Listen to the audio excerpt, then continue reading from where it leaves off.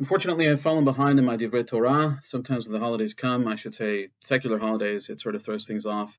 But in any case, I wanted to do a brief recording for Parashat Shofetim.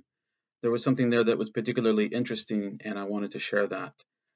The Gemara in the Babylonian Talmud in Tractate Sota 44b discusses the individuals who were exempt from going out into battle.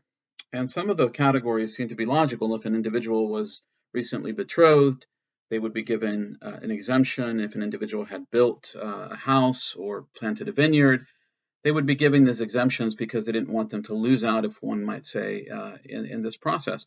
But what's interesting is that the category of fear is listed as a legitimate point of exemption. Now, I've never served in the military, but I've spoken with many individuals who have, and even those individuals who have served in battle on more than one occasion seem to indicate that it's perfectly natural for somebody to face battle with fear. It's a natural human element. I think there's a select group of individuals that don't have that. They're in another category, but the average person is going to experience a measure of fear because, of course, they're concerned about their life. So it seems odd at first glance that this would be a legitimate point of exemption. Now, the Talmud discusses this and says that the reason that an individual has this fear is because they have an avera, a sin, be'ado, in their hands. That there's something that they have done that is wrong, that's before them, and they know that they're not in good standing with Hashem. Now, what's interesting, though, and that makes perfect sense, I think, to some extent, the odd thing about it is that when you look at the example that the Gemara gives, it's a very odd example. It seems like a minor ritualistic ceremonial aspect of halacha, as Rabbi David Silverberg points out. It's the idea that, of course, when we lay tefillin, we lay the tefillin shel yad first, and then without interruption, without saying anything, we should put the tefillin of the head, the shel rosh, on. And if an individual speaks in between, he's interrupting that process, and this constitutes a violation of halacha and therefore a sin.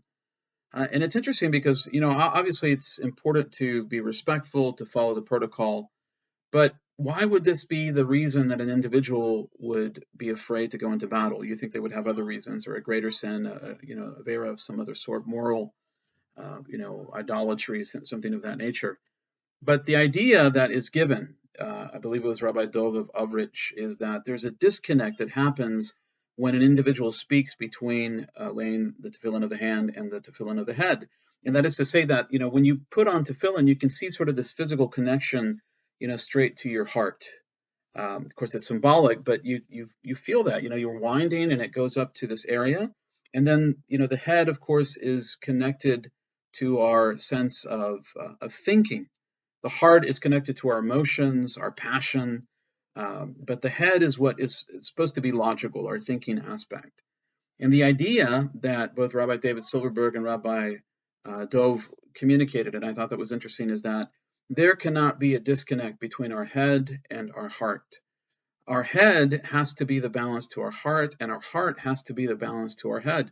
There are aspects of halacha, there are aspects of Jewish life, there are aspects of moral living that sometimes need to be balanced, and that we have to go beyond, shall we say, the letter of the law, but at the same time, sometimes our desires to help another individual often involved looking the other way at certain things that they may have done wrong. And while we may want to help them, we also need to be able to say, listen, this particular action, what you've done or something like that is not appropriate. So it's not simply one or the other. There has to be a balance between the two. It's the element of tension that exists between the two that gives us the ability to live a meaningful, balanced religious life. There are individuals who unfortunately go to extremes.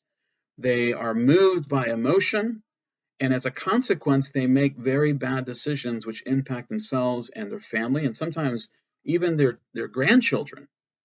And yet you have other individuals that only look at things from a cerebral perspective, and yet because of that, they miss out on the opportunity to impact people's lives in a meaningful way beyond what, shall we say, the letter of the law demands.